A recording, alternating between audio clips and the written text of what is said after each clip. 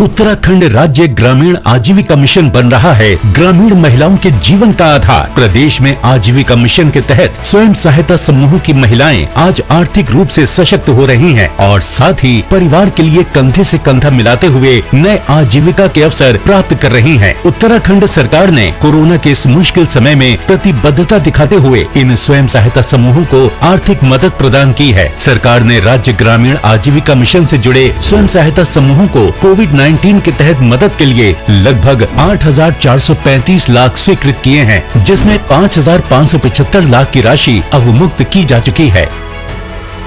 प्रदेश में स्थित 30,365 स्वयं सहायता समूहों को बैंक ऋण ब्याज प्रतिपूर्ति हेतु लगभग 2,480 लाख की सहायता दी जा चुकी है और 159 क्लस्टर स्तरीय संगठनों को कोरोना काल की मुश्किलों से बचाते हुए 795 लाख की अनुदान सहायता भी दी जा चुकी है। इसी कड़ी में 42,989 स्वयं सहायता समूहों को स्वावलंबी बनाने हेतु अब तक लगभग 5,158 की आर्थिक सहायता उत्तराखंड सरकार द्वारा प्रदान की जा चुकी है। आज उत्तराखंड की हर महिला अबला से सबला होकर अपने और अपने परिवार का ख्याल रख रही है। उत्तराखंड राज्य ग्रामीण आजीविका मिशन से मिल रहा ग्रामीण महिलाओं को सहारा, संवर रहा जीवन, सच हो रहे सपने और दूर हो रही महिलाओं की मुश्किलें।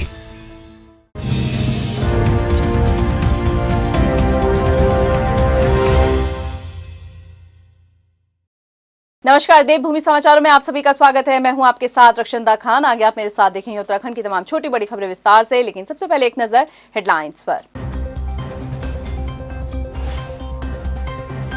आज केंद्रीय रक्षा मंत्री राजनाथ सिंह शहीद परिवारों को करेंगे सम्मानित। जनरल विपिन सिंह रावत के नाम पर होगा सैन्य धाम का नाम।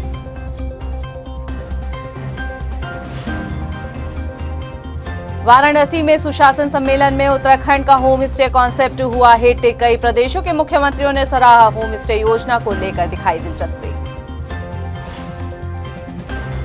हरबंस कपूर के निधन से खाली हुई देहरादून कैंट विधानसभा सीट पर दावेदारों को लेकर सवाल। 32 साल से जीत का सपना देख रही कांग्रेस का क्या पूरा होगा ख्वाब या बीजेपी कब्जा रखेगी बरकरार। और 2022 की बिसात में आज देखिए खटीमा विधानसभा सीट की सियासी तस्वीर। पुष्कर सिंह धामी के सीएम बनने के बाद चुनावी मुकाबला हुआ रोमांचक। हेडलाइंस के बाद बुलेटिन में खबरें विस्तार से। और बात सबसे पहले उत्तराखंड में 5वें धाम सैन्य धाम की करते हैं। उत्तराखंड में 5वें धाम के रूप में बनने वाले सैन्य धाम के शिलान्यास आज देहरादून में केंद्रीय रक्षा मंत्री राजनाथ सिंह आकर करेंगे। इस दौरान शहीद सम्मान यात्रा का भी समापन होगा। आपको बता दें, रक्षा मंत्री गुनियाली गांव में सैन्य धाम के भूमि पूजन और शिलान्यास कार्यक्रम में शामिल होने के साथ ही जनसभा को भी संबोधित करेंगे। कार्यक्रम में 204 शहीदों के परिजनों और वीर नारियों को सम्मानित किया जाएगा। सैन्य धाम के मुख्य द्वार का नाम सीडीएस स्वर्गीय जनरल विपिन सिंह रावत के नाम पर रखने का भी फैसला लिया गया है। तो चलिए, ज्यादा जानकारी के लिए फोन लाइन पर हमारे वरिष्ठ संवाददाता देहरादून से जुड़ चुके हैं। आशीष तिवारी हमारे साथ जुड़े हैं और उनसे जानेंगे कि सैन्य धाम को लेकर क्या कुछ खास रहेगा, भूमि पूजन का कार्यक्रम क्या है और क्या कुछ अपडेट उनके पास है। देखिए, ये एक बहुत महत्वाकांक्षी प्रोजेक्ट है और खास तौर पे इसको राजनाथ सिंह आ रहे हैं इसलिए भी क्योंकि खुद प्रधानमंत्री नरेंद्र मोदी जब अपनी रैलियों में यहाँ पर आए थे और 2017 में उन्होंने जब चुनाव के दौरान ही उन्होंने कहा था कि यहाँ न सिर्फ धाम है बल्कि यहाँ पर 5वां धाम है और सैन्य धाम है, और उसकी परिकल्पना खुद प्रधानमंत्री नरेंद्र मोदी ने यहाँ पर रखी थी। तो उसी प्रस्तावना और उसी परिकल्पना के तहत यहाँ पर पिछले लगभग जब बीजेपी की सरकार बनी उत्तराखंड में और उसके बाद उसने यहाँ पर सैन्य धाम की तैयारियां शुरू की और सैन्य धाम बनाने का फैसला लिया गया। हालांकि इसकी शुरुआत पहले हुई थी लेकिन बीच में वो सैन्य धाम पूरी तरीके से बन नहीं पाया। उसके बाद नई जगह तलाशी गई और अब वो सैन्य धाम जो है लगभग अब उसकी जगह फाइनल हो चुकी है और उसकी तैयारी चल रही है। तो यकीनी तौर पर ये बीजेपी के लिए और खासतौर पर प्रधानमंत्री नरेंद्र मोदी का एक जो ड्रीम प्रोजेक्ट है उसकी शुरुआत के लिए एक बड़ी पहल है और खास तौर पर खुद केंद्रीय रक्षा मंत्री राजनाथ सिंह यहाँ पर आ रहे हैं। बीजेपी के लिए भी बड़ी बात है क्योंकि बीजेपी यकीनी तौर पर इसे लेके जाएगी चुनाव में, क्योंकि यहाँ पर सैन्य बाहुल राज्य है और हर घर में लगभग आपको, हर दूसरे घर में आपको एक सैन्य परिवार मिल जाएगा। तो इसके तहत भी यकीनी तौर पर बीजेपी इसे लेके जाएगी, चुनाव में भी इसे बनाने की कोशिश करेगी। फिलहाल इसका आज इसका शिलान्यास कर रहे हैं राजनाथ सिंह, और यकीनी तौर पर एक बड़ी योजना है ये बीजेपी सरकार के लिए। जी आशीष जी, जैसे आपने बताया कि जनता के बीच में भी लेकर जाया जाएगा कि सैन्य धाम को लेकर एक मतलब एक तरीके से चुनावी स्टंट के तौर पर भी खेला जाएगा। मेरा एक और सवाल आपसे ये रहेगा कि जिस तरीके से कहा जा रहा है कि आज वो जनसभा को भी संबोधित करेंगे, तो उसमें क्या कुछ खास होगा, क्या कुछ बड़ी घोषणा राजनाथ सिंह कर सकते हैं? क्योंकि अब तक हमने देखा कि प्रधानमंत्री नरेंद्र मोदी आए, अमित शाह आए, उसके बाद अब राजनाथ सिंह आ रहे हैं, तो क्या कुछ ऐसा रहेगा कि जनता के साथ लोक लुभावने वादे हो सकते हैं? जी बिल्कुल, देखिए बहुत बड़ी ऐसी जनसभा कहें तो उस बुनियाद गांव में तो नहीं हो पाएगी, लेकिन ये जरूर है कि कुछ जो पूर्व सैनिक कल्याण मंत्री उन्होंने कहा है कि लगभग 10,000 पूर्व सैनिक इस दौरान वहां पर उपस्थित रहेंगे, क्योंकि जो शहीद सम्मान यात्रा बीजेपी पिछले कुछ समय से चला रही थी, जो चमोली से शुरू हुई थी, वो लगभग 204 जिन्हें हम कहें कि शहीद परिजनों को वहां पर सम्मानित भी किया जाना है, और उसके साथ लगभग 10,000 पूर्व सैनिक वहां पर रहेंगे। जो शहीद सम्मान यात्रा थी वो आज यहाँ गुनियाल गांव, जहां पर ये सैन्य धाम बनाया जा रहा है, वहाँ समाप्त भी हो जाएगी, और वहां पर पूर्व सैनिकों के परिवारों को, परिजनों को सम्मानित भी किया जाएगा, और पूर्व सैनिकों की वहां पर एक गैदरिंग भी होनी है।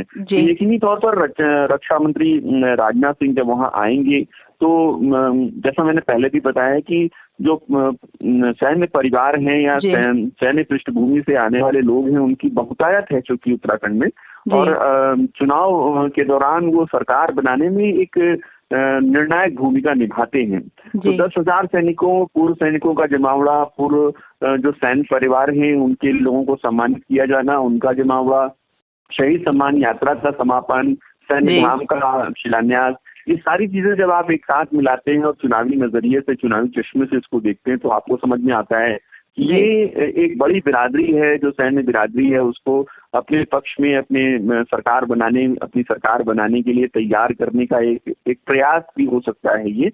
हालांकि सैन्य धाम की जो परिकल्पना है, वो सैन्य धाम की परिकल्पना बड़ी व्यापक है, और अब जब जनरल बिपिन रावत के नाम पर वहाँ शहीद द्वार और बनाने की भी घोषणा कर दी गई है, तो इसके बाद आप समझ सकते हैं कि ये बीजेपी के लिए कितना महत्वपूर्ण है।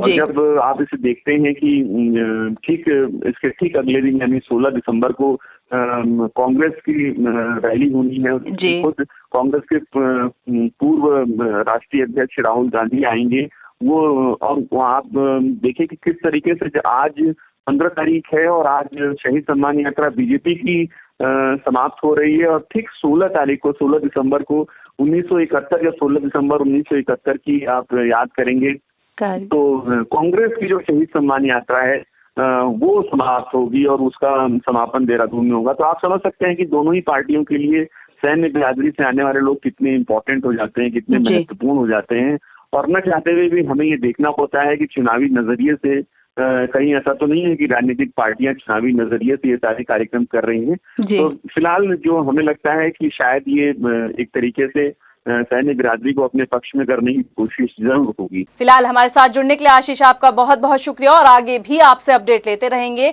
फिलहाल खबरों में बढ़ेंगे आगे और बात कर लेते हैं वाराणसी में प्रधानमंत्री नरेंद्र मोदी की अध्यक्षता में हुई मुख्यमंत्री के सुशासन सम्मेलन में उत्तराखंड का होम स्टे कॉन्सेप्ट हिट साबित हुआ है। सम्मेलन में कई प्रदेशों के मुख्यमंत्रियों ने होम स्टे योजना को सराहते हुए इसमें दिलचस्पी भी दिखाई है। आपको बता दें कि धामी सरकार की ये वो योजना है जो पहाड़ी क्षेत्रों में स्वरोजगार के मौके देने के साथ ही पलायन रोकने के मकसद से संचालित की जा रही है।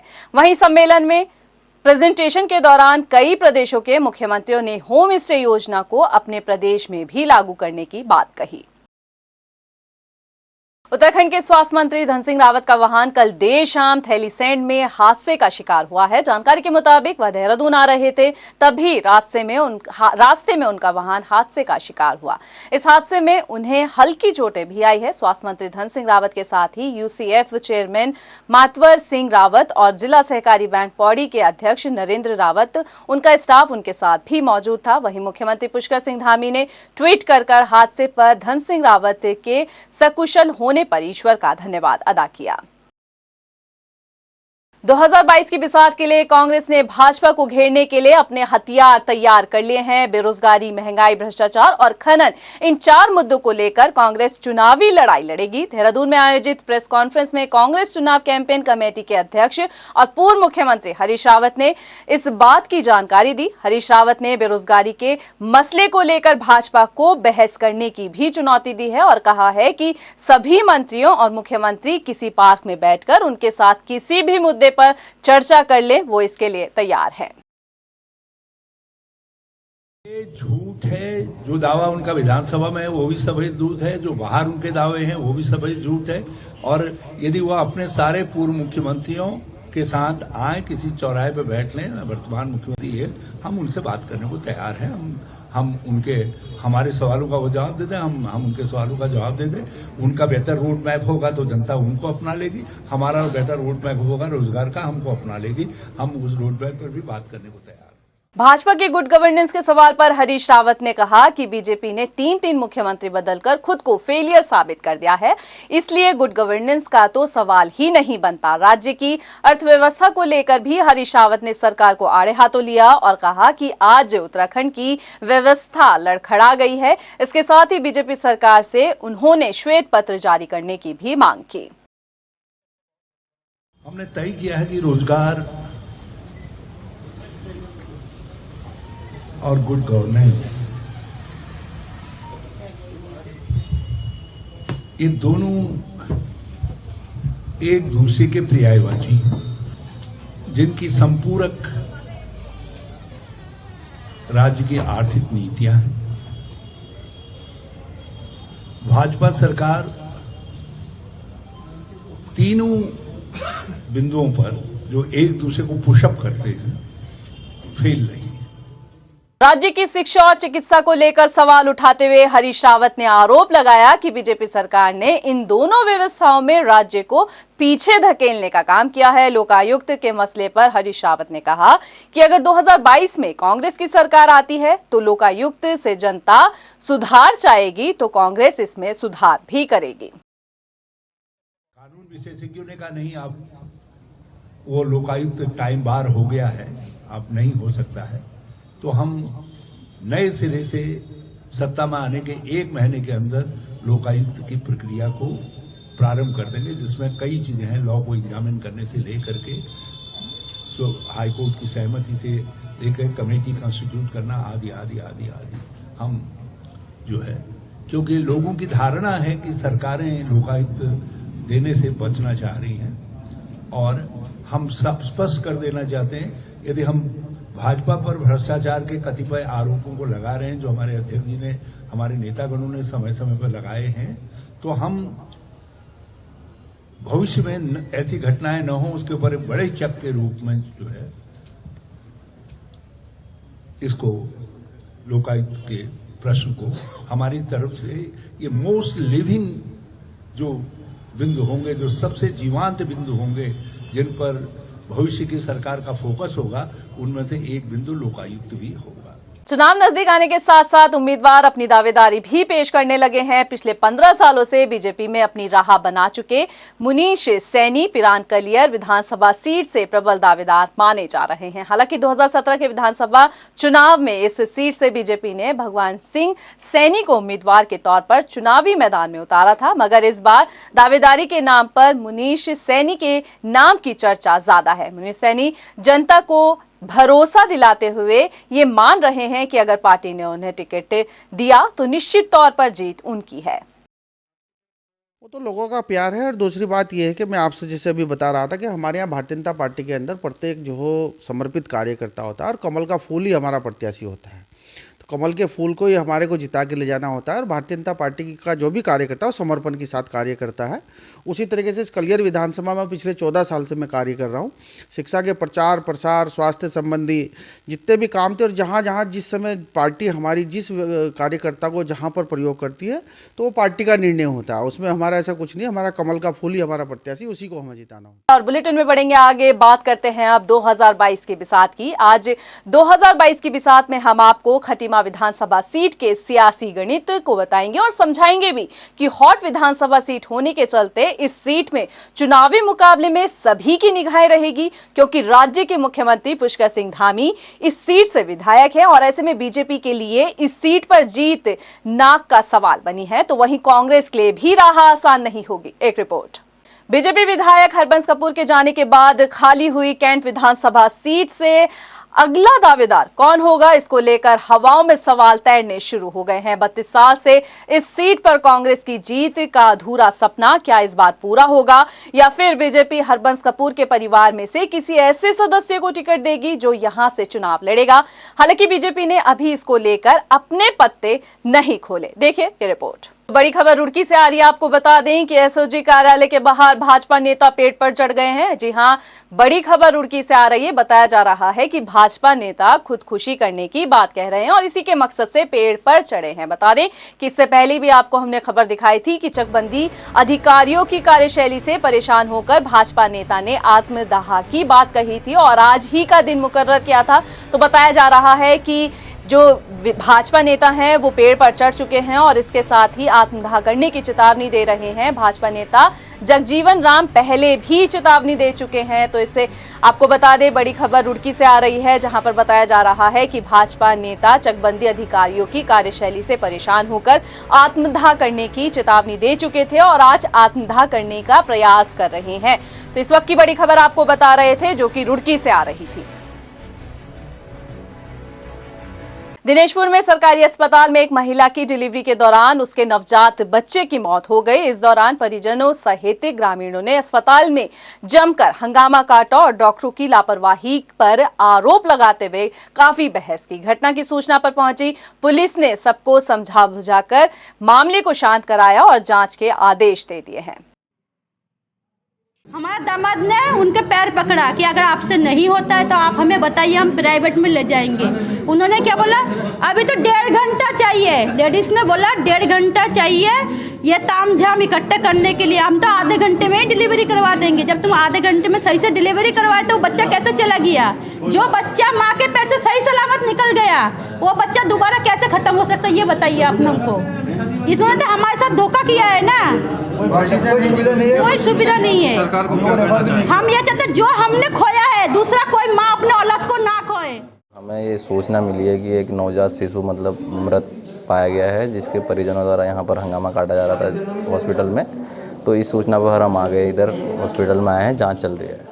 देहरादून में नगर निगम की बोर्ड बैठक आयोजित की गई। इस बैठक में स्वच्छ सर्वेक्षण 2021 में दून शहर को मिली उपलब्धि पर चर्चा की गई। साथ ही 2022 में होने वाले सर्वेक्षण को लेकर भी रणनीति बनाने के साथ मंथन किया गया। बता दें, कार्यक्रम में स्वच्छता कर्मियों और जागरूकता फैलाने वाले संगठनों के साथ ही समाज सेवियों को स्वच्छता दूत के तौर पर सम्मानित किया गया है। जितने प्रस्ताव रखे थे सभी में सहमति, सब पूरे बोर्ड ने सदन ने सहमति दी है। मेन हमारा स्वच्छता सर्वेक्षण का था। स्वच्छता सर्वेक्षण के लिए एक बजट की व्यवस्था हमने उसमें करी है और बजट की व्यवस्था के साथ साथ जो स्वच्छता सर्वेक्षण में जो खर्चा होना है, क्योंकि आगे आचार संहिता लग जाएगी, इसके लिए हमने बोर्ड से उसकी स्वीकृति ली है। तो उसमें सभी ने जो है एक मत होकर उसमें सहमति दी है। देश के साथ साथ उत्तराखंड में भी एक बार फिर से कोरोना का साया मंडराने लगा है, जिसे देखते हुए शासन प्रशासन ने भी सख्ती बरतनी शुरू कर दी है। सीमाओं पर एक बार फिर से चेकिंग अभियान चलाया गया है। वहीं कोरोना के नए वेरिएंट ओमिक्रॉन के खतरे को देखते हुए अब लोग भी सतर्क हो गए हैं। उत्तराखंड में सैलानियों की संख्या में भी गिरावट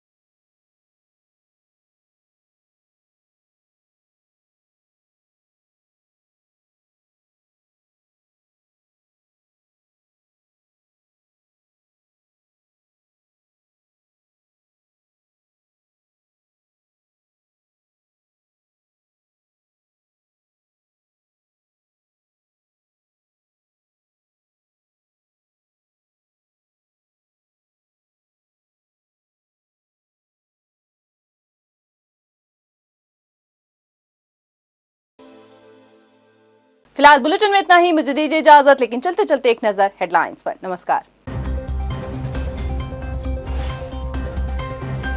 आज केंद्रीय रक्षा मंत्री राजनाथ सिंह शहीद परिवारों को करेंगे सम्मानित। जनरल विपिन सिंह रावत के नाम पर होगा सैन्य धाम का नाम।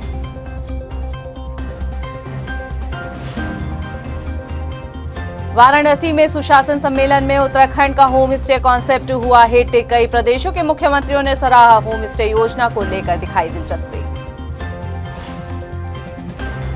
हरबंस कपूर के निधन से खाली हुई देहरादून कैंट विधानसभा सीट पर दावेदारों को लेकर सवाल। 32 साल से जीत का सपना देख रही कांग्रेस का क्या पूरा होगा ख्वाब, या बीजेपी कब्जा रखेगी बरकरार।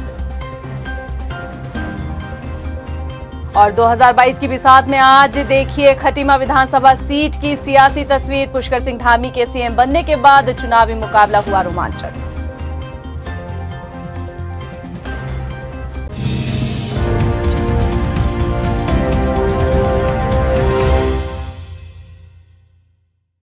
संकल्प से सिद्धि के ध्येय को प्रदर्शित करता ये भव्य मंच है विकास का, उम्मीदों के नए द्वार का। 18,000 करोड़ की विकास योजनाओं के शिलान्यास और लोकार्पण का।